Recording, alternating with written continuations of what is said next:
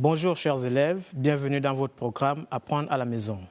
Je suis votre professeur des sciences économiques et sociales, M. Ngonve. Alors, avant d'aborder la notion d'aujourd'hui, j'aimerais d'abord que l'on définisse ensemble la notion de production. Alors, vous êtes à la maison, c'est l'occasion pour vous de prendre un dictionnaire ou bien utiliser Internet. Que veut dire la production? En économie, la production en tant qu'activité socialement organisée vise à créer des biens et des services. Alors, aujourd'hui, nous allons voir le quatrième thème portant sur l'accumulation du capital, croissance et développement. Alors, la première leçon de ce thème va consister à présenter les notions de capital et d'investissement.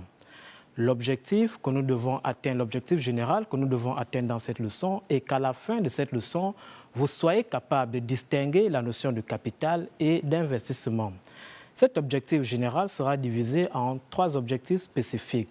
Et nous dirons tout simplement, à la fin de cette leçon, vous devez être premièrement capable de définir la notion de capital et d'investissement.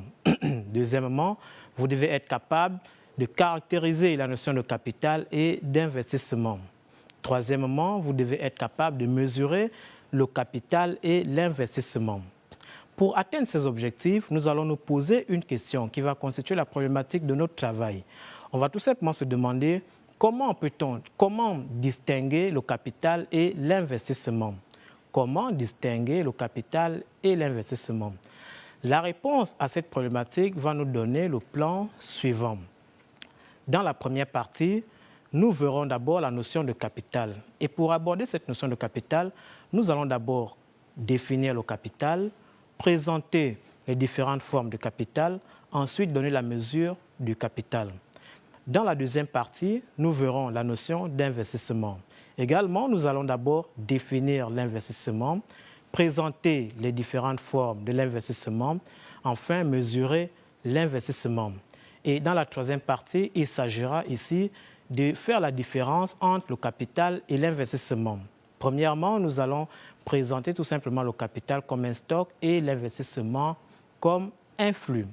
Alors, nous passons à la première partie de notre travail, c'est-à-dire la notion du capital. Dans la définition, le petit 1, nous allons tout simplement dire que le capital est l'ensemble des ressources financières, matérielles, immatérielles, susceptibles de procurer un revenu à leurs propriétaires. En tant que somme des investissements utilisés pour en tirer profit, le capital peut être identifié comme un stock de biens ou de richesses nécessaires à une production. Du point de vue économique, cela représente donc l'ensemble des moyens alloués pour permettre la production d'un bien ou d'un service. Ce qu'il faut retenir ici, c'est que le capital est un ensemble de biens qui permettent à un individu ou à un agent économique d'accroître son revenu. Alors, il faut aussi retenir qu'un bien peut être un capital dans une partie et ne pas être un capital dans une autre. Tout dépend de l'utilisation qu'on fait de ces biens. Je vais prendre un exemple. Une voiture peut constituer un capital si elle est affectée pour des besoins commerciaux. C'est-à-dire que si je prends une voiture et je la transforme en taxi, elle constitue un capital parce que tout simplement, elle va me permettre d'accroître mon revenu. Une voiture également que j'achète uniquement pour mettre en location, c'est-à-dire location de véhicules, peut constituer un capital. Également, une entreprise peut utiliser un véhicule pour des transactions ou pour joindre ou pour des liaisons. Cette voiture peut dans ce cadre constituer un capital. Par contre, si j'utilise une voiture pour des besoins personnels, c'est-à-dire les déplacements, je vais au village ou bien on va visite à un ami ou bien pour les déplacements individuels, alors cette voiture ne constitue pas un capital, elle constitue en quelque sorte un bien de consommation durable. Je vais également prendre l'exemple d'un terrain. Un terrain peut constituer un capital dans la mesure où il est utilisé, où il est mis sous bail, si je le mets sous bail ou bien en location, alors ce terrain peut constituer un capital parce que tout simplement, je l'ai mis pour les besoins de commercialisation, pour des besoins de commerce, pour accroître mon revenu. Alors, c'est la même chose avec un bâtiment, une maison. Si je la mets en location, cela, elle constitue un capital. Mais si ce terrain ou cette maison est utilisé pour des besoins personnels ou bien pour les besoins de ma famille, alors ces biens ne constituent plus des capitaux, mais tout simplement, ce sont des biens de consommation durable. Je peux également prendre l'exemple avec une somme d'argent. Si j'ai par exemple 1 million et que ces 1 million sont destinés pour acheter un capital, c'est-à-dire acheter une voiture que je vais mettre dans le commerce ou bien acheter acheter des actions, cet argent constitue un capital. Par contre, si je prends 1 million également, je vais par exemple m'amuser en boîte de nuit ou bien partager aux amis et à la famille. Alors dans ce cas, les 1 million ne constituent pas un capital. Donc ici, le capital, c'est tout simplement l'ensemble des moyens ou des ressources qui permettent à un individu, un agent économique, d'accroître son revenu. Alors, nous passons aux différentes formes de capital. Notre petit 2. Bien. Ici, ce qu'il faut surtout retenir, c'est que le capital, ici, s'identifie comme un facteur de production. C'est-à-dire que c'est par lui que l'on produit des biens et des services. Alors, on a vu dans le thème 3, travail, croissance, développement, le premier facteur de production qui était le travail. On avait défini le travail comme la combinaison des efforts physiques et intellectuels qui permettent la production d'un bien ou d'un service. Mais le travail seul, à lui-même, ne peut pas permettre de produire un bien ou un service, il faut l'associer au capital. Voici pourquoi nous allons voir dans notre petit 2 les différentes formes de capital. Alors, ici, nous avons le capital technique qui représente l'ensemble des moyens des biens de production permettant de créer d'autres biens et services. Alors, ce capital technique comprend le capital fixe qui représente les biens de production durables qui pourraient être utilisés pendant plus d'un an. Dans un processus de production, on a les machines, les bâtiments, les outils. Alors ici, le capital fixe ici représente tout simplement les biens de production, les biens durables qui sont utilisés pendant plusieurs cycles de production. Une maison, par exemple, qui est mise pour les dispositions du commerce ou bien pour les dispositions de l'entreprise, elle peut être utilisée pendant 1 an, 2 ans, 3 ans, 4 ans et au-delà. C'est la même chose avec une machine, on peut l'utiliser pendant 3 mois, 1 an, 4 ans, 10 ans, ainsi de suite, jusqu'à ce qu'on puisse la remplacer. Alors, donc ici, tous ces biens qui sont durables, qui peuvent être utilisés pendant plusieurs cycles de production, constituent ce qu'on appelle un capital fixe. Nous avons également le capital circulant, qui désigne des biens de production incorporés ou totalement détruits dans la fabrication d'un produit. Il regroupe les consommations intermédiaires. Alors, en classe de seconde, on a vu la différence entre biens de production et biens de consommation. On a vu la différence entre biens durables et biens non durables. On a vu également la différence entre biens de consommation intermédiaire et biens de consommation finale. On a dit que les biens de consommation finale, c'est un bien dont l'utilisation entraîne la destruction simultanée, alors qu'un bien de consommation intermédiaire, c'est un bien qu'on associe avec un autre bien pour avoir un produit final. Je peux prendre l'exemple du sable, de l'eau et du ciment pour fabriquer les briques. Donc, le sable, de l'eau et le ciment ici constituent les biens de consommation intermédiaires. Je peux également prendre l'exemple, si vous fabriquez l'étoffé à la maison, alors ici vous avez besoin du lait, de l'eau, de l'huile, ainsi de suite, bien du sucre.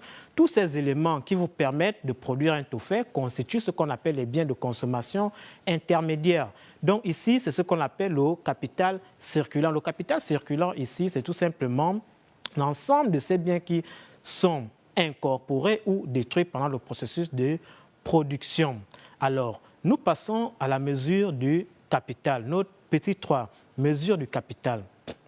Bien, la mesure du capital d'une entreprise ou d'une nation consiste à indiquer la quantité de biens de capital employés par ces entités ou bien ces agents économiques pour générer ou accroître leurs revenus. On va donc procéder de la façon suivante. Le capital d'une entreprise est égal capital sur la valeur ajoutée. Le capital d'une nation est égal au capital sur le PIB. La mesure du capital va donc permettre à une entreprise ou à une nation de calculer la part du capital compris dans la création de la richesse. Alors, je vais montrer l'exemple avec, je vais détailler le calcul. Ici, nous avons le capital d'une entreprise.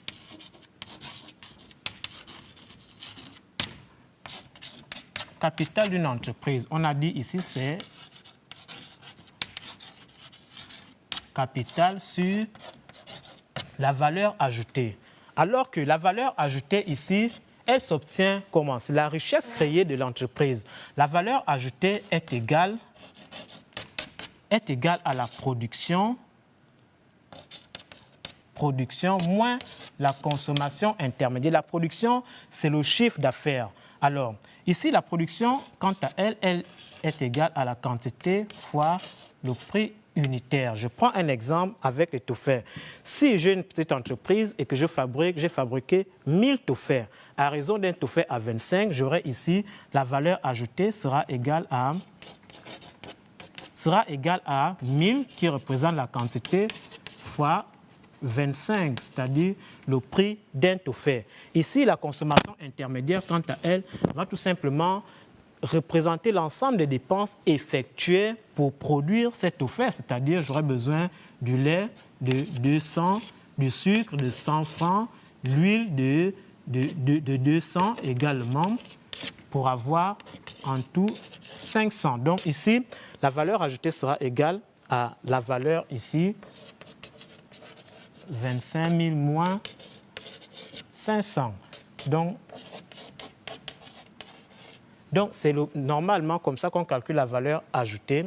Maintenant, en ce qui concerne un pays, on aura le capital.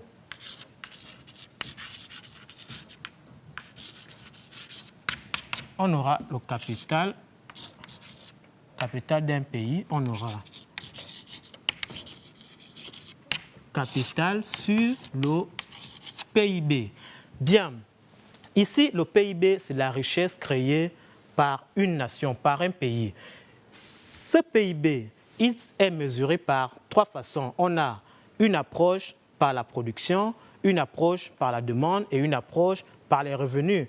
Ici, l'approche que nous allons choisir, c'est l'approche par la demande qui estime que le PIB est égal à la consommation finale plus la formation brute de capital fixe plus la variation de stock, plus le solde commercial. Alors, ça, c'est un cours de comptabilité nationale que nous voyons en première. Ici, la variation de stock, le solde commercial, c'est-à-dire les exportations moins les importations. On va revenir là-dessus.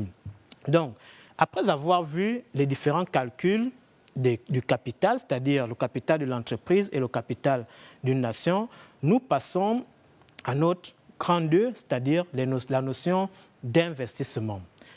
Nous partons d'abord la définition, nous allons d'abord voir la définition de l'investissement.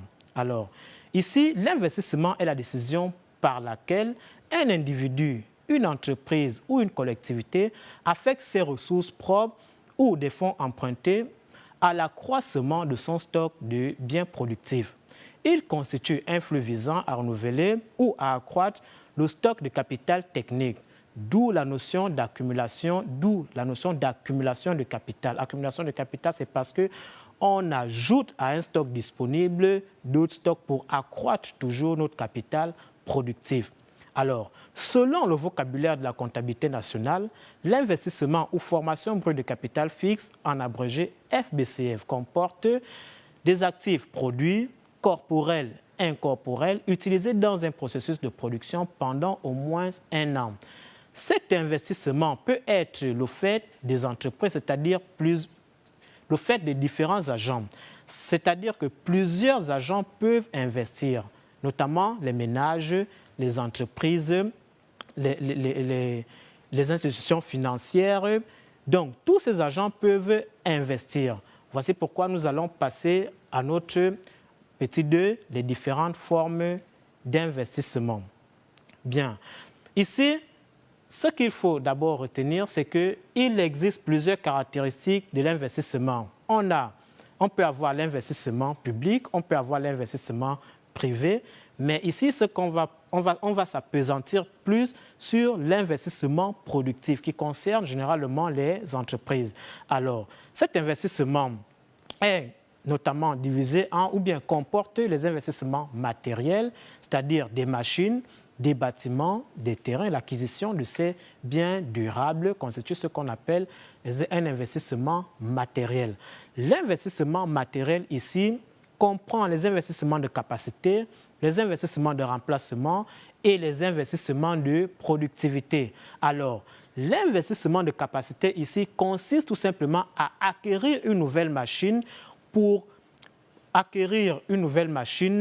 à technologie identique pour pouvoir accroître les capacités de production de l'entreprise ou bien pour pouvoir augmenter la force de production de l'entreprise. C'est ce que l'on appelle un investissement de capacité. Alors, vous pouvez avoir, par exemple, une usine de fabrication de pain. Investissement de capacité va consister tout simplement à acheter une nouvelle machine qui produit les pains à technologie identique pour pouvoir produire davantage de pain. Alors, l'investissement de remplacement, quant à lui, consiste tout simplement à acquérir des nouvelles machines ou bien des nouveaux outils pour remplacer les machines que nous utilisons qui sont déjà vieilles, obsolètes ou bien qui sont en panne ou bien qui ont un souci de fonctionnement. Donc ici, l'investissement de remplacement, c'est tout simplement investir pour remplacer une machine que nous utilisons, qui est déjà assez vieillissante ou obsolète ou qui ne fonctionne plus bien. Enfin, l'investissement de productivité consiste tout simplement à insérer la technologie dans le système de production, dans les outils que nous utilisons. Donc ici, cela vise tout simplement à rendre les machines plus performantes, plus efficaces dans la production. Alors, le but des investissements ici, c'est tout simplement accroître la production des entreprises ou bien des agents économiques qui investissent. Alors, deuxièmement, nous avons les investissements immatériels qui concernent l'acquisition des savoir-faire, les savoir produire, savoir vendre, les logiciels, la recherche, développement, brevet, publicité et formation. Alors, ce que l'on a oublié de dire quand on a vu le capital, ici les différentes formes du capital, il y a également ce qu'on appelle le capital humain, qui concerne tout simplement l'ensemble des savoirs d'un individu. Alors, parmi l'ensemble des savoirs, on a le savoir-être et le savoir-faire.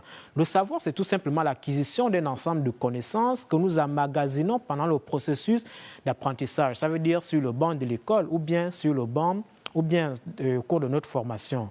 Le savoir-faire, c'est tout simplement l'habilité que nous avons à pratiquer quelque chose ou bien à l'exécuter ou bien à la fabriquer ou encore à la créer, alors que le savoir-être ici, c'est tout simplement notre façon de nous comporter vis-à-vis de notre milieu social ou bien face à notre environnement. Donc ici, ces deux types d'investissement constituent ce qu'on appelle l'investissement productif. Alors, ici, je reviens sur le fait qu'il existe plusieurs caractéristiques de l'investissement. On peut parler de l'investissement privé, de l'investissement public. Donc, après avoir vu les différentes formes de l'investissement, nous allons passer à la mesure de l'investissement, c'est-à-dire notre petit 3, mesure de l'investissement. Bien, on rappelle que les investissements sont difficiles à mesurer. L'indicateur que l'on utilise plus souvent est la formation brute de capital fixe qui intègre en grande partie uniquement l'investissement matériel à l'exception des logiciels. Alors la formation brute de capital fixe est égale à l'investissement moins la variation de stock et la formation brute de capital fixe égalise aussi le PIB moins la consommation finale moins la variation de stock moins le solde commercial, c'est-à-dire importation moins les exportations moins les importations. Pour un pays, la formation brute de capital fixe est la somme des investissements matériels réalisés pendant un an dans un pays. Alors, ici, nous avons montré deux façons de calculer la formation brute de capital fixe. Alors, la deuxième façon, nous avons tiré de cette équation qui est au tableau, c'est-à-dire du calcul du PIB. Nous avons tout simplement tiré la formation